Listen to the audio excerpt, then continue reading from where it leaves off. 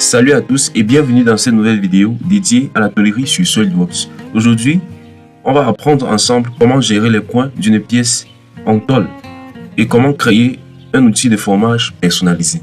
Alors, reste scotché jusqu'à la fin pour découvrir cette nouvelle fonctionnalité. Tu vas donc créer une nouvelle pièce juste là, puis tu vas sélectionner le plan de dessus. Tu vas prendre un rectangle par son centre, tu vas lui donner 200 mm de longueur et 100 mm de largeur. Tu vas aller dans tôle, puis bossage.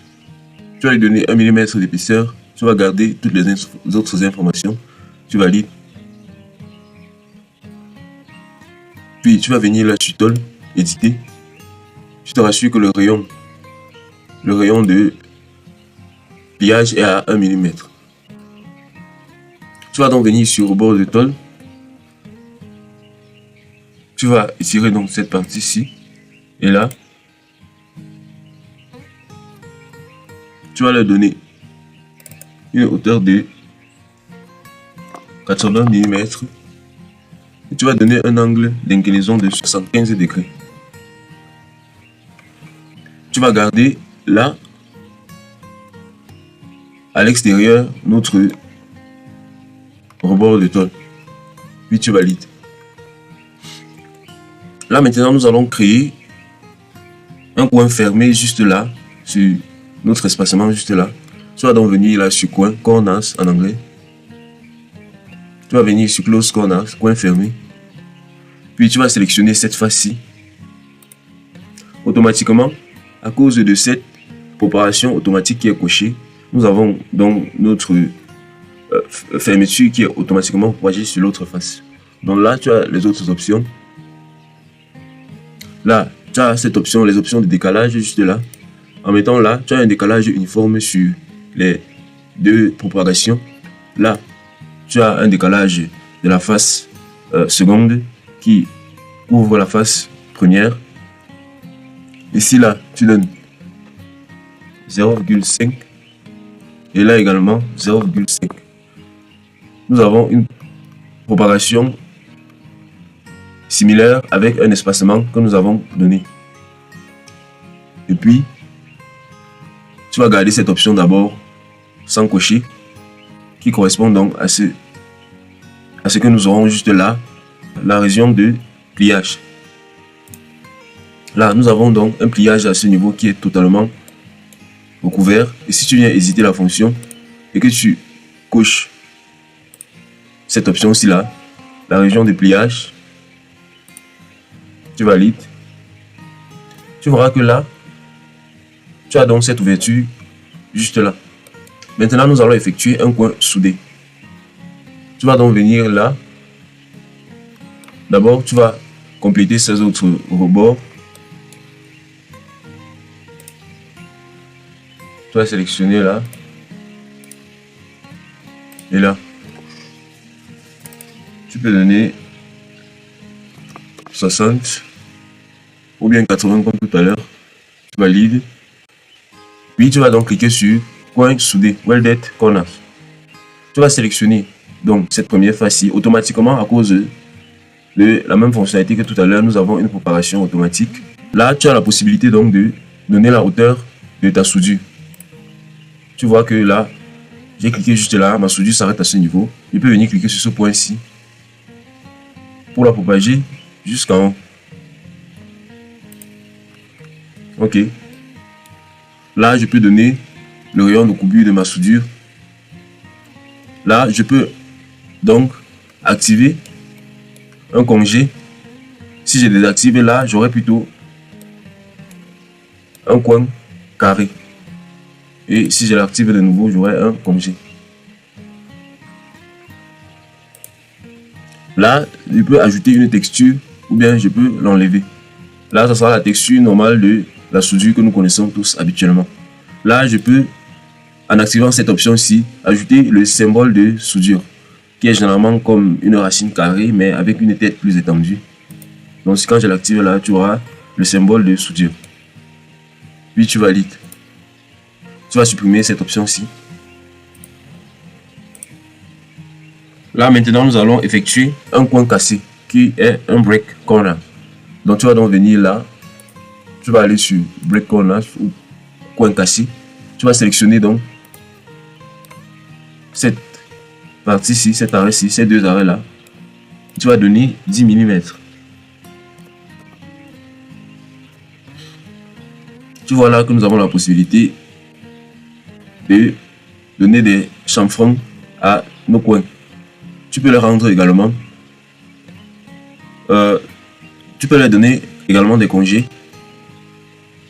Comme ceci. Ou bien tu peux les laisser avec des chanfrons. Puis tu valides. Maintenant nous allons étudier cette fonctionnalité. Un ajustement de coin. Tu vas donc au préalable activer cette fonctionnalité-ci. Mise à plat. Parce que cette fonctionnalité-là ne s'applique que quand cette fonctionnalité est activée. Tu vas donc l'activer puis venir sur coin. Tu verras que tu auras là corner trim, ajustement de coin. Tu vas donc sélectionner là. Tu auras donc la possibilité de venir choisir le type de dégagement de coin, soit de manière circulaire, de manière carrée, ou bien un pli comme ceci. Nous allons rester sur un dégagement circulaire. Et là, tu as la possibilité de donner un rayon au cercle. Ou bien tu as également la possibilité d'activer cette fonctionnalité ici là. Le ratio d'épaisseur. Tu pourras donc à ce niveau-ci donner un ratio, par exemple de 2. Et là, tu peux activer cette fonctionnalité ici. Ajouter un congé aux bordures de notre cercle après sa découpe. Tu vas donc laisser notre rayon de courbure à 0,1. Puis tu valides. Et tu verras que nous avons un congé juste à ce niveau-ci. Tu vas venir éditer à nouveau notre pièce. Et là, juste en bas, tu auras la possibilité donc là de sélectionner tous les coins de notre pièce. Juste en cliquant là. Tu vas cliquer donc sur cette pièce-ci. Tu verras que tous les coins de notre pièce seront sélectionnés, juste ceux de l'intérieur. Pour cela donc, tu vas supprimer d'abord toutes ces sélections là et tu vas venir juste en haut là supprimer celle-ci également. Tu vas d'abord au préalable sélectionner les arêtes intérieures et en venant cliquer de nouveau juste là, tu verras que tous ces arrêts là sont sélectionnés. Et tu peux sélectionner cette option maintenant, les congés intérieurs uniquement. Tu verras que ceux de l'extérieur sont désélectionnés. Donc, tu peux donner un chanfron, oui, comme ceci, ou bien rester sur un congé. Voilà le rayon de notre congé. Puis, tu valides. Tu vois donc que nos ajustements de coin ont été créés. Et cette fonctionnalité n'est visible que lorsque notre pli à plat est, notre mise à plat est activée. Donc tu vas désactiver là. Tu verras que tu n'auras plus la possibilité de voir cette option là, juste ce qui a été créé sans que la mise à plat ne soit activée. Maintenant nous allons voir les outils de formage. Tu vas aller sur la librairie de la machine de l'application. Généralement, tu n'as pas encore ce design library juste là. Donc, si tu n'as pas encore cette option là, tu vas cliquer sur paramètres, puis tu vas aller sur file location, emplacement. Puis tu vas dérouler là cet onglet-ci, tu vas cliquer design library.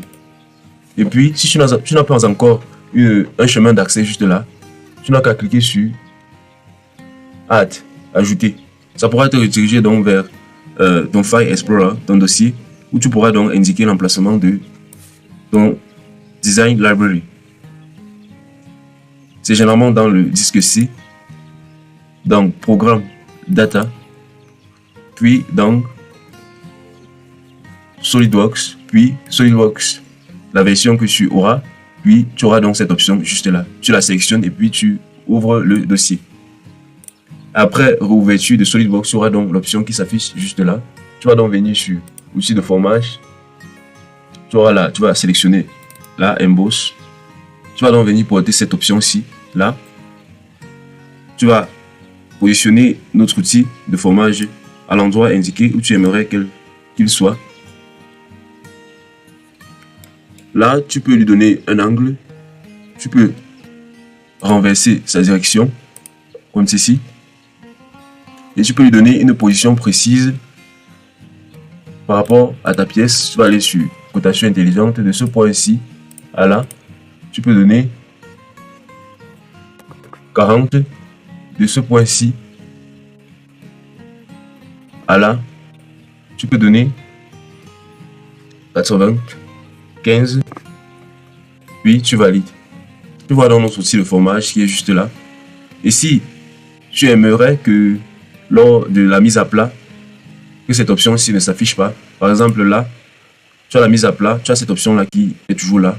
Si tu aimerais que lors de la mise à plat, elle ne s'affiche plus, tu vas venir éditer comme ceci. Tu vas venir activer là, cette fonctionnalité-ci. La visibilité de mise à plat. Tu vas désactiver donc là, puis tu valides. Tu vas constater que lors de la mise à plat, tu n'auras plus cette option-là. Et si tu vas afficher encore plus de fonctionnalités, tu vas donc venir activer là, par exemple, afficher le profil et afficher le centre. Tu valides, puis lors de la mise à plat, tu auras donc ton profil et cette ligne de construction centrale qui sont donc affichées. Puis tu valides.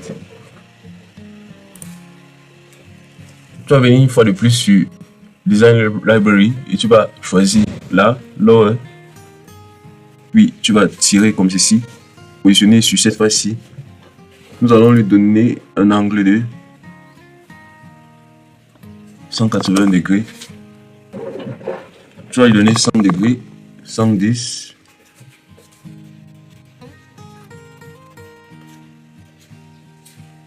Là, ok. Tu vas renverser comme ceci. Tu vas donc donner un angle de 272 degrés.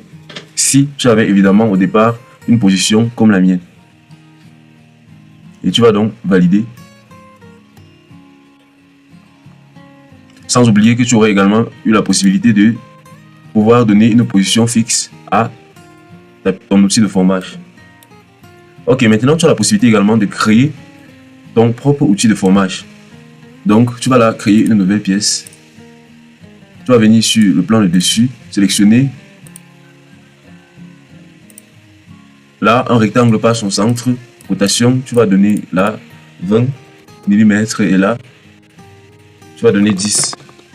Tu vas aller sur bossage, tu vas donner là une hauteur de 10, puis tu valides. Tu vas aller sur congé, tu vas donner des congés juste là de 3 mm, là et là, puis tu valides. Ok, là maintenant pour donc transformer ça en outil de formage, tu vas donc venir là sur Tool et puis tu vas cliquer là sur outil de formage. Tu vas sélectionner donc la face d'arrêt là, et puis tu vas sélectionner les faces apincées, cette face-ci, puis cette face-ci, et tu valides. Là, tu as également la possibilité d'insérer des points à ta guise, puis tu valides. Tu vas donc enregistrer notre pièce. Tu vas enregistrer notre pièce. Tu vas venir là dans la librairie de notre SolidWorks. Là, programme data, puis SolidWorks. Et puis Design Library. Tu peux là créer un nouveau dossier. Si tu crées là un nouveau dossier, tu l'appelles Forming Tools ou bien My Tools. Et puis tu l'ouvres, puis tu peux laisser, tu donnes le nom à cette partie là. Tu changes l'extension en Forming Tools. Puis tu l'enregistres juste là. Dans le dossier bien sûr que tu as créé. Et tu dois également l'enregistrer comme une partie. Là, tu reviens sur l'extension normale. OK. Et puis tu reviens donc sur notre fenêtre principale. Tu vas donc aller sur notre fichier, notre dossier que nous venions juste de créer. Tu vas donc le porter. Là, tu as donc nos deux fichiers. Tu as le fichier, la partie avec l'extension normale. Et là, tu as notre fichier avec l'extension de notre outil de formage. Tu vas donc le sélectionner, le tirer jusqu'à cette face-ci. Tu peux donc renverser pour qu'il puisse se tourner là de manière convenable. Tu peux lui donner 180 degrés. Puis, tu valides. Sans oublier que tu peux lui donner une position fixe. Voilà, on arrive à la fin de cette partie de la tôlerie dans SolidWorks. Aujourd'hui, tu as appris à gérer les différents types de coins, fermer, souder, passer et ajuster, ainsi qu'à créer et à utiliser les outils de formage personnalisés. Ce sont des fonctionnalités essentielles pour obtenir des pièces propres, réalistes et prêtes pour la fabrication. Si tu as trouvé le tutoriel utile, n'hésite pas à t'abonner, liker la vidéo et laisser un commentaire. Et surtout, continue à pratiquer. C'est en modélisant régulièrement que tu vas vraiment progresser. On se retrouve à très bientôt pour la suite dans la formation. A plus dans SolidWorks.